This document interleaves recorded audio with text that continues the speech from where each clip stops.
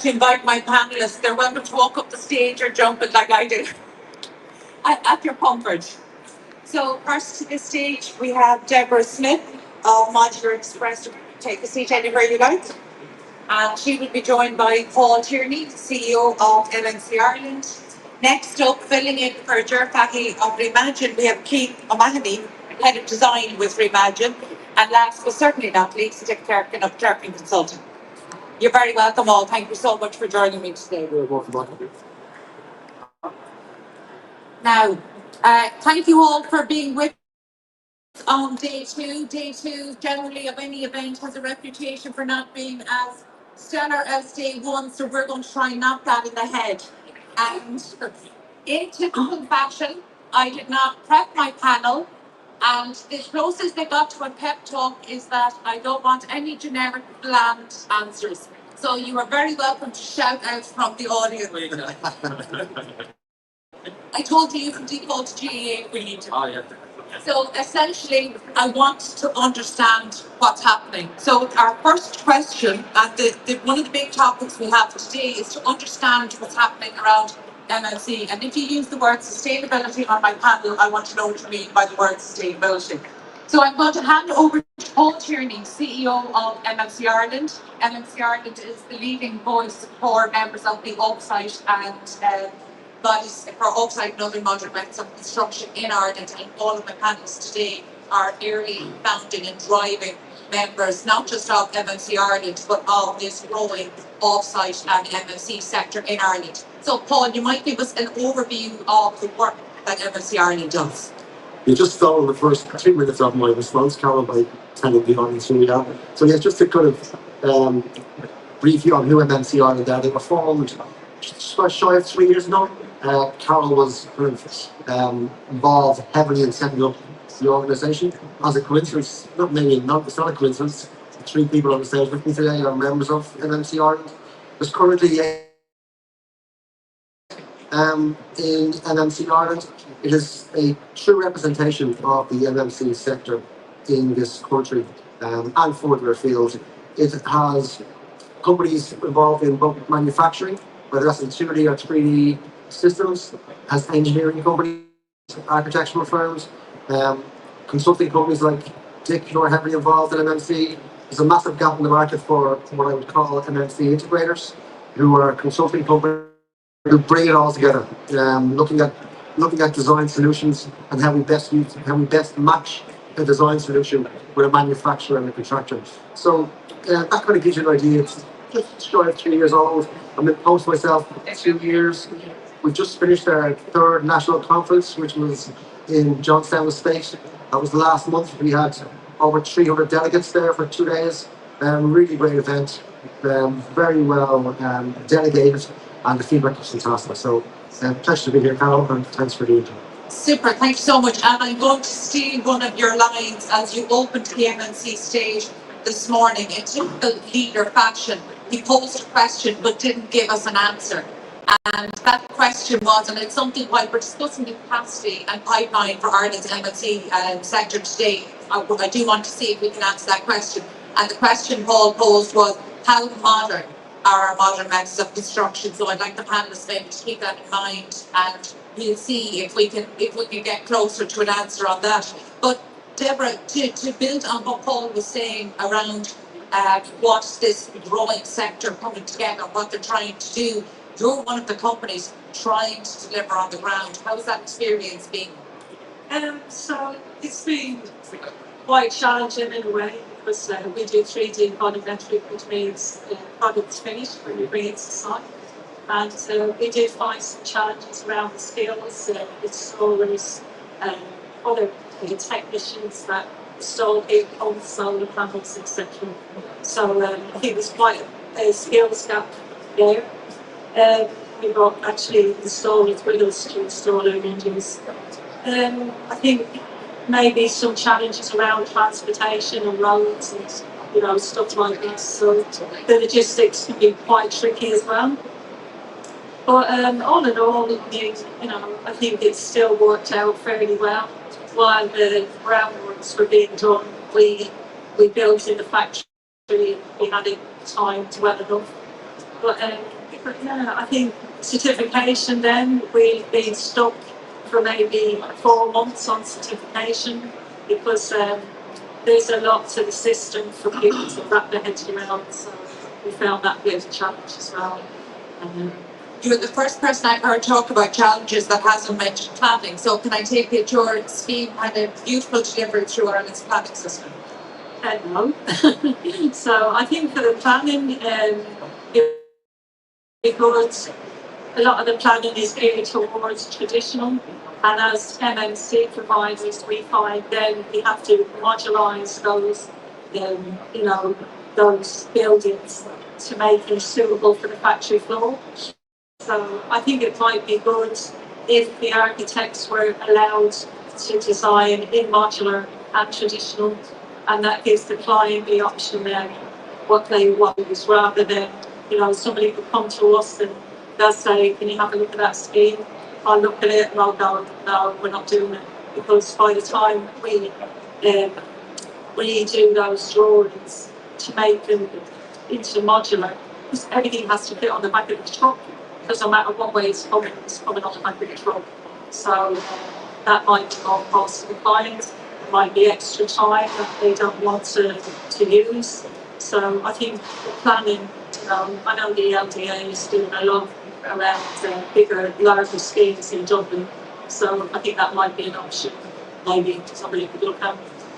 It's interesting when you talked, I mean, you referred to the skills gap, but also maybe you alluded to some supply chain issues. And I'm curious, Keith, Reimagine, has that been an issue you've come across? Because obviously what you do within your facility in care with Reimagine Ireland has to be delivered on site. So you're depending on, in some cases, part of the traditional supply chain. What's your experience of that? Just as part of the text group, so we're actually catalyzing, I suppose just through those connections in text, we have built up a very robust supply chain of partners. So at the moment we are good. So I suppose what's key for us is to kind of ramp up supply when we kind of like a pipeline of work for the MMC space to allow it to grow, whether that's NGS, timber frame, modular. So like the housing for all strategy, in terms of the governments, they've set up their stall by committing to lightweight solutions being key to deliver the housing. So it's just making sure that transitions then at local level to the councils, just so rapid build framework schemes that have been very successful in the likes of Dublin are rolled out and delivered across the country for all these MMC companies to compete for the platform. I'm glad you've gotten that specific, because I feel every time we talk about MMC in Ireland, we talk about the growth of the sector being limited by the growth of pipeline business in a way that impacts the offsite sector much more than the traditional sector. So I think that while you've opened the door to growing the pipeline, and I know that's certainly one of the main remits of MMC Ireland, I would like to know what growing the pipeline in Ireland looks like, and the fact that we're still within our critical first 100 days of government. Are there any levers that the government can be pulling now to help that pipeline grow? So you referred to the local authority frameworks potentially. Yeah. Do we have an example of anywhere around the country where that has worked or has been tried and tested? There was an excellent work about housing scheme dubbed the council ran between 2018 and 2020, and there was up to 3 or 4 two single occupancy 2-story housings that were all delivered in timber frame and LGS. So it's the likes of bringing those schemes back up and just kind of standardising the housing chassis as much as possible. Which you need to be agile in the way these look, but it's just basically using that as a framework and roll it out across the country. When you say agility, I think that's something that is jarring for construction. This is something that I know you specialise in your day job. Deborah alluded to supply chain issues that definitely included a skills gap. That's something you've been quite vocal about. Have you made progress from, say, this time last year when you and I would have discussed the skills gap possibly on this third stage? Good morning, John. Have we made progress? Yes. But my experience over the last 3 or 4 years coming from a low base by comparison to top end performers in terms of manufacturing of delivery. So I was 15 years in what I would term, but certainly term now with the back, world class manufacturing for building products. So I was a cement engineer with Irish Cement, CRH, and spent 15 years working in companies that operate with a very, very high standard in terms of how they made what they do. And that goes back people, processes, systems, all the good stuff that we hear talking about a lot. But that was my experience. And then when I moved into the Offsite construction space, which in many ways is a merger between construction and manufacturing, and that's sort of middle ground. The traditional construction companies moving into it, merging Offsite manufacturers, they are at the bottom end of that maturity curve in terms of how they're valuing training and development, how they're investing in it.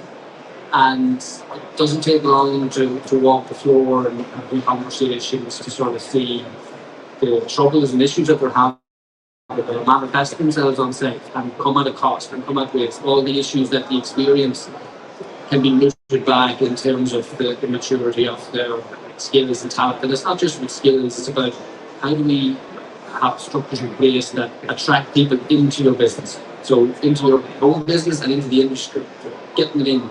How do we have systems or structure in place to keep them in? One of the biggest issues and the biggest cost is turnover of staff. And if you don't have robust systems that are trying to get people upskilled and value add as quickly as possible, that is huge. And sometimes a hidden cost because it's very hard to put your hand on that. But it's a massive issue for companies in any business. And then the other one is then how do we have them in and we keep them in, and how do we upskill? How do we get them to cross skill? Like the pace of change in terms of product standards, regulations, like we have to be constantly upskilling our people to try and make sure that they can apply the techniques, apply the qualities in the factory environment. It gets to site, fire engineer, the building regs, it all just passes through. We call it right first time. And that is just not the culture that's prevailing in construction at the minute. So when we talk about productivity, we talk about cost and efficiencies, a lot of it can be rooted back to those issues and skills and development level and a factory level. It's really interesting that you're breaking down construction and manufacturing because we have probably over the past decade fallen into the lingo of construction manufacturing as if it is the best of both. You're describing it as if maybe we're falling between the cracks of each. Well, there's a new term coming up that I'm using to distinguish MMC, which is a bit of a broad church, industrialised construction. And it's ways that they're trying to adopt proven, like we've all seen the McKinsey curve of construction productivity flatlining, whereas manufacturing productivity continuing to grow. That's down to the industrialisation best practices that are proven in terms of the scale and efficiency that you can get product out the door, in terms of reducing unit cost. So it's a huge thing for us, especially in Ireland. It's a small market. If we can find a way to make our products and our systems better, cheaper, faster, really, in terms of bottom line, you increase your market because you can then export. You can put, because the reality is everything has to go in the back of a 40-foot flatbed, and that has to travel. So the more efficient and economically you can do that, the wider the market is. I know in Imagine's case, they're at the stage now that they're exporting to Spain. That's something very new for Offsite construction. Maybe Dave Keane will touch on that. But that's a huge opportunity. If you can make money, like at this stage, there's precast outboard flooring companies sending what is a very low margin quality product to the middle of central London. You can make money selling that product. They're high value add Offsite solutions. There's no knowing where they can go in terms of expanding the market for our Irish MMC companies.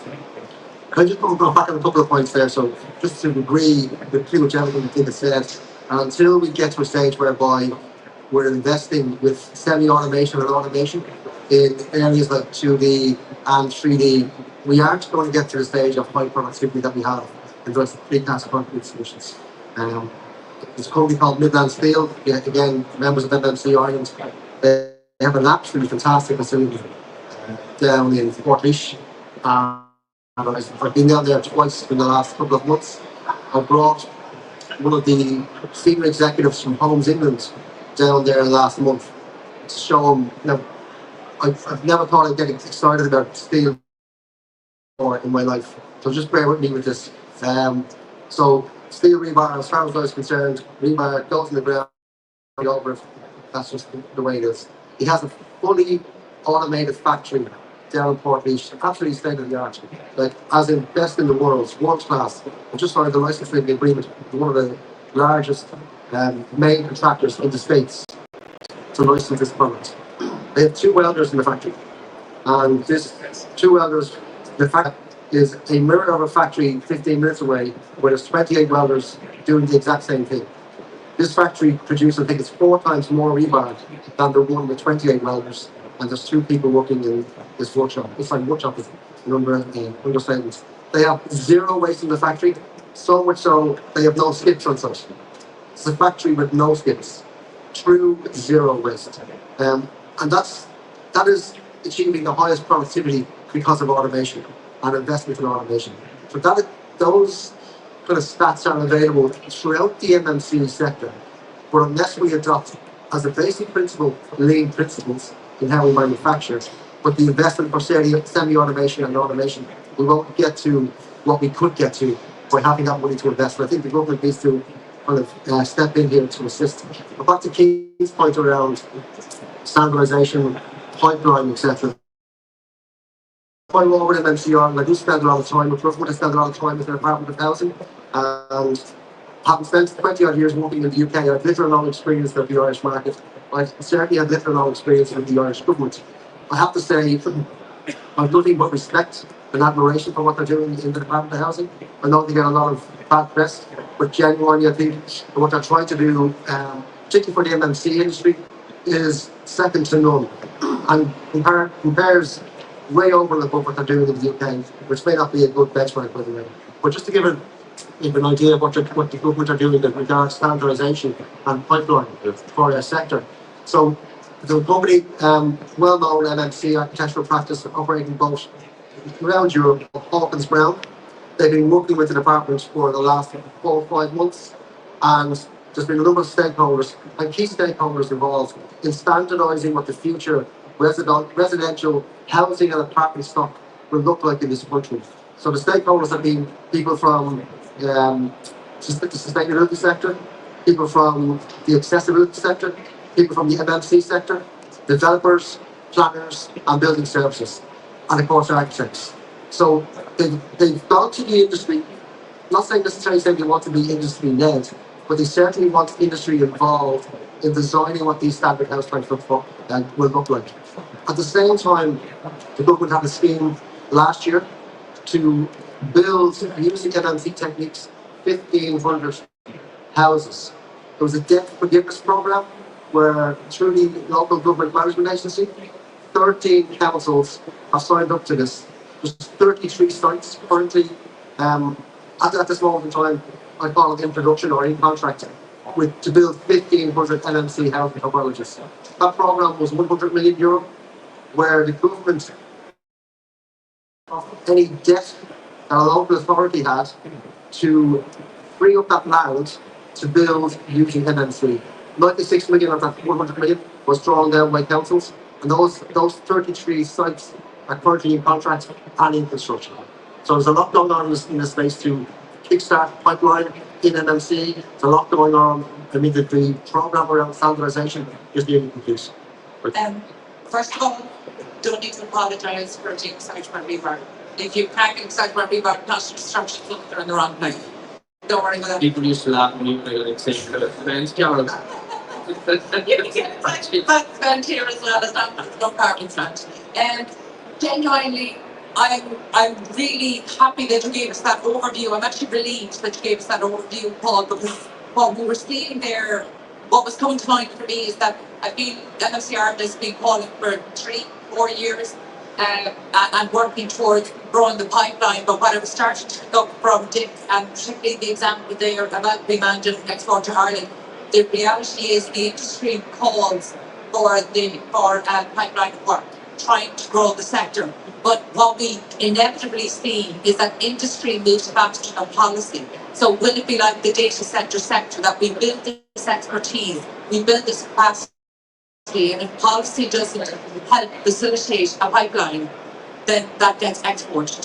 So Pete, you might. Yeah, I suppose on adoption, like if that pipeline wasn't there, it's kind of relying on the private sector. I suppose how we would increase the adoption of MMC systems, and speaking personally from LGS, it's kind of at the devil's point, which go through planning. If 99% there for traditional construction, but it's if the LGS industry or ICF or other firms come together through MMC Ireland and create their own national harmonised standard, so that that planning for that building that goes through could suit LGS, could suit anything without having losing that efficiency of redrawing into a totally different system. So that's just the challenge we're currently facing at the moment. You're getting a lot of rework and maybe kind of resistance to change because of the work that's involved in changing the buildings. But I do feel from an LGS perspective, it's about the manufacturers coming together through MMC Ireland and kind of pushing for a national harmonised standard, and the massive option then of that will come to. I think we need home place studies as well. So for us, we got the land and we built it because I was in the industry for 6 years before I realised I'm going to have to build something, otherwise I'm just never going to get into the market. So that's what we do. So we got some private investment, bought the land, and then we built it. So you're the developer and the manufacturer. Yeah.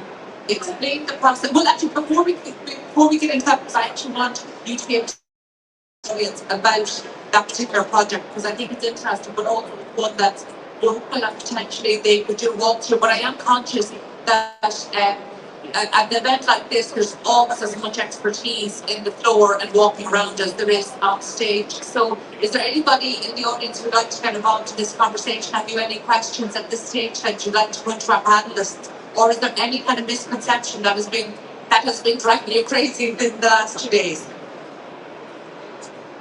Hi, how you doing? A big question we have, Shane Mulligan from Kingsman on me. A big question we have is that the production is there, that the companies we're talking to, the MMC companies that are doing the modular builds, they are there, they can ramp up their production. But the real problem they're having on site is the groundworks, the utilities, and getting the water, ESB, all these connections connected. Because there's no point ramping up the production, increasing the throughput of making these modular buildings if they can't get them connected year on year. If you can only do a certain amount of connections per year, which we're being told, why ramp up production? You're only going to have to pay for storage of the units once built. So who pays for that cost? That's brought to the customer at the finish. It's going to make MMC more expensive, which we've seen from building the Ukrainian units, that the issue there arose from groundworks. So how do we improve that situation? How do we talk to ESB, what digital here? How do we speed them up and hit that in terms of closing the loop in MMC? Because it's all well related. Paul probably touching this at a macro level, but in best practice manufacturing, there's a theory called the theory of constraints. Okay, it's a very, very simple concept that in any process, in any what you're doing, there's a sequence of steps that you have to go through. You have to always know in your process where's the bottleneck, where's the constraint, because if you're not fixing that, it doesn't matter that the capacity on either side of that, your overall output will be limited. That. So if you take residential housing, just as an example, planning, finance, as she mentioned, utilities, these are all constraints that impact the overall output. The capacity then for the industry to build them, the skills and talents, the materials, they're all individual constraints that if they're not all addressed and improved in parallel, there's no point in having, there's no point in getting 100,000 uniform workers to come in and build a house. These all have to, this is all the structure, that has to be the whole strategy. they ultimately won't believers on their business. What do you call the touch on that? Yeah, so I mean, I think the utility problem isn't exclusive to MMC. The utility problem is a massive problem in the country. So, pardon me, I remember up until probably 4 or 5 years ago, the big challenge around utilities was the ESB and power, and getting power to sites. Now it's water. There is no challenge from what I'm led to believe by the department now around power and getting power to sites when it's required. The massive problem now is with boilers and getting water to sites and also getting water away from sites, sewage. So that's the biggest problem now. I don't want to get into political debate around water charges and why and when that did or did not happen. But to me, that is part of the problem in boilers to water not being funded on, not being funded by government. However, the Department of Housing, and I'm not here speaking on behalf of the company, I'm just giving you my experience in talking to them on a regular basis. They are fully aware of the issue with utilities. It isn't in their brief, unfortunately. And it does beg a belief why a lot of these departments aren't joined up with their thinking. That is very, very frustrating from someone like me, and people in the audience who look at this from a common sense point of view. Why isn't there joined up thinking? However, I do know from the new programme from governments, they have given or committed to spend an additional €1 billion committed to bodies and water to address this problem. Now, the bodies and water saying at the same time, that's 4 billion shy of what we need to provide the service that we want to do. So there's a massive gap in what the utility company are saying they need to provide the service that we all demand and what the government is committing to providing, which is 1 billion versus 5. So I mean, I don't have an answer to give you where we find the €4 billion gap. I don't have that. There are things that are done on that, Carl. Like, What we just say, if there's anybody in the audience who may have that question. Is there anybody in the audience who would like to come in on the utilities question? No? Sorry, Jake. sorry, just to follow that point, like there is change happening in that space. Which locally in Monaghan, so the 5-year development plan for housing was and I know from speaking to councillors and people locally that I think it's a diktat being given out across the country that priority has to be given now to land banks and sites that are immediately or already serviceable, as opposed to somebody having interest to have a land bank that's out the edge of the town. So that, and I've seen that happen. So that, you know, and that essentially sets the wheels in motion then in terms of the available land to be built on doesn't hit that constraint of services. So I think more those positive actions at a government plan level will then sort of open up the pipeline for things to follow. The only problem is the constraint will move somewhere else in terms of skills and resources. But fix that problem then, at least then you've got balance that you can build on. You're right, though, the squeaky wheel gets the grease. And that's probably the situation we're in. So it is a case of who shouts loudest will be heard first. Any particular questions for the panelists before we move on to maybe look at some? Yes, to Dave Rodden, Episode Engineering. Deborah, something you mentioned coming across projects for a client, and you might think the design isn't suited to modular build or MMC, and the project become less attractive for you and your company. And couple that with something Alistair said about challenges of projects needing a certain level of design maturity before going out to procurement, which usually are pushed out procurement take milestones maybe before a certain level of design is achieved. So I suppose the question is, how do we, as an industry, get the end user clients, or architects and designers to concept, as Alistair would say, projects with modular MMC built into it from the outset, so that when it comes further along the supply chain, like CUV, that we're not passing up in projects as not suited to modular. Yeah, I think that's a really good question. I think somebody else picked up about standardisation. So if we have standardised models, then the architect could fit those models into their scheme. I think that's probably the quickest way for the industry as a whole, because as everybody was saying, like, comes on the back of the truck. We've got that 40-foot flatbed truck we've got to make sure that fits on there. So we standardise the models, and then the architects have a better idea of, how to put that together to work for the 1, 2, 3 bed schemes. And Sorry, just before I go to Paul, I do want Deborah for you to just maybe go through, because I think that you had a very different experience delivering on the ground, and I am conscious of time, so we will wrap it up shortly.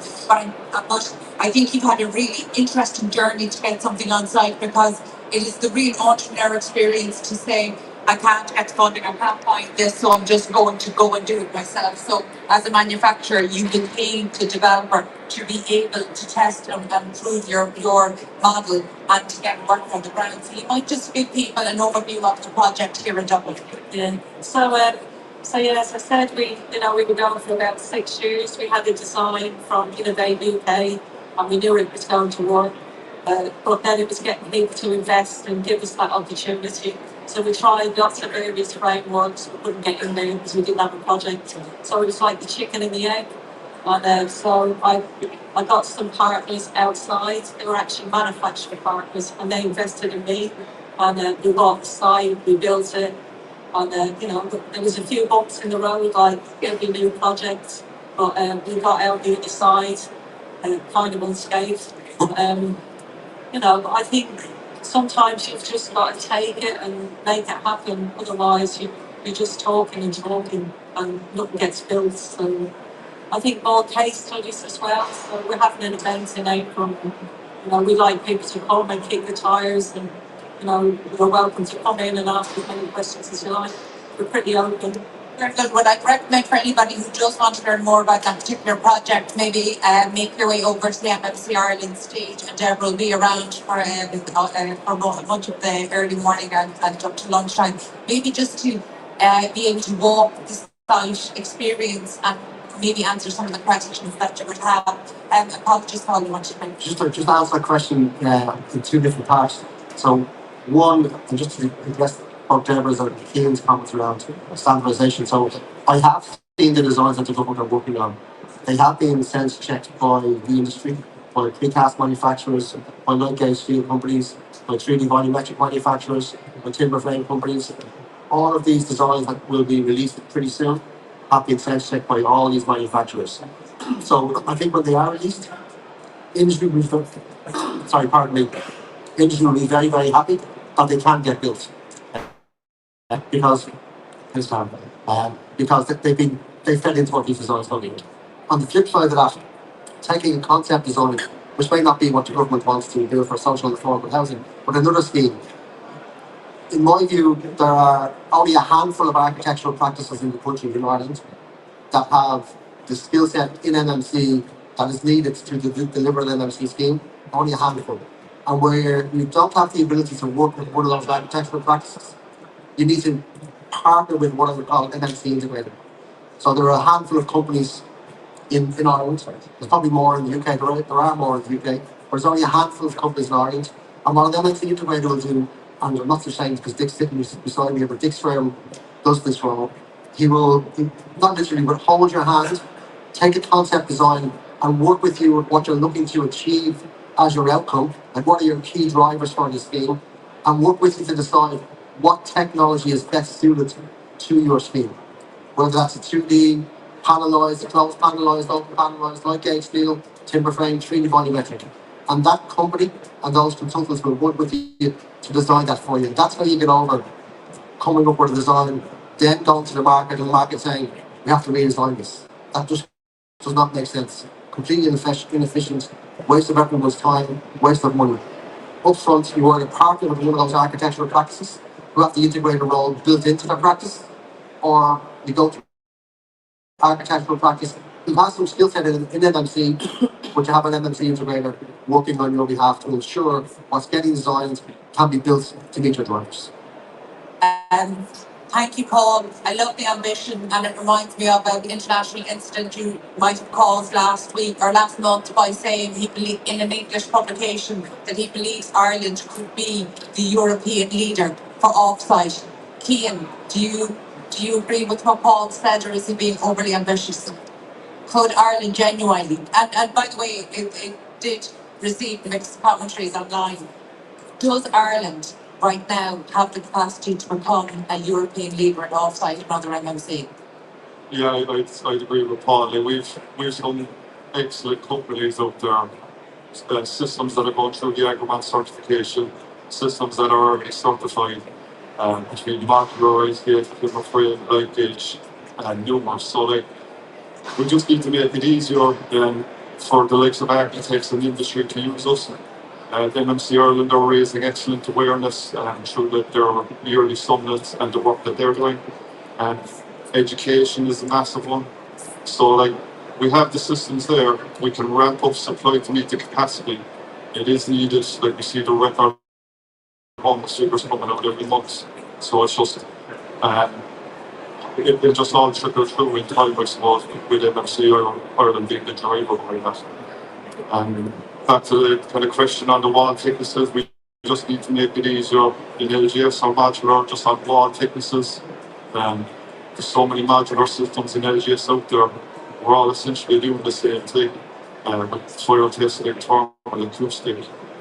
Have a wall that's frozen so that any architectural firm in the country could adopt a scheme to suit that system. Because just at the moment, everyone is just doing a slight variation of the same thing.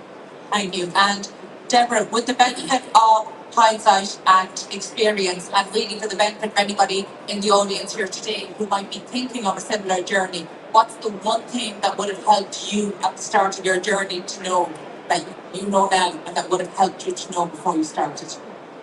That's a really good question. Well, you know, I suppose if you're doing it for the first time, you have to, the program that you do is never really the program in the end for your first project, because you're learning, so like everything else, you know. Temper expectations. Yeah. Very good. And the final word of the panel today goes to you, because I think that you're going to give it to me straight. Do you believe what they're saying? Can Ireland genuinely be a leader in a European leader in offsite and other MMC, or can we just be establishing a pipeline of talent being exported? It depends what the definition of a lead is. So, take, for example, the very current conversation around pharmaceuticals. Ireland is a leader in pharmaceuticals. We make them, we export them, and we make a lot of money doing it. Okay? Can Ireland, as an offsite manufacturer, replicate that? Unlikely, because of the sheer economies of scale. There is a limit to how far a pod or a light gauge steel system can travel. So your market is limited. Okay, we can. There is no concept of cost or value density. There's a lot more value bag in the container for pharmaceuticals than there is in light gauge steel. So there's a limit on that. What we can do though is have best practices, and that knowledge can be exported, and we're already starting to see that. I know one welding and fabrication company based in Ireland that is building a world-class manufacturing facility in Germany to service the data center market. Kingspan and Shane, they're building a new world-class manufacturing facility in Ukraine. So they are taking the knowledge and the skills and expertise here. So we can export it to there. We can build a factory there. And it could be an Irish company building a factory there. The talent. I think that is definitely an opportunity. I think that's a really good answer, because that's what we've done. So we done all that, and then we manufactured in another facility where it would be. Plenty to think about, plenty to get going with, and conscious of time, and we have to wrap up. Thank you so much to my panelists, Paul Tierney, CEO of MMC Ireland, Cian O'Mahony for stepping in for Ger. Thank you so much from Imagine, Head of Design at Imagine, Deborah Smith, Modular Express Group, and of course, Dick Clerkin, Consultant. Thank you so much.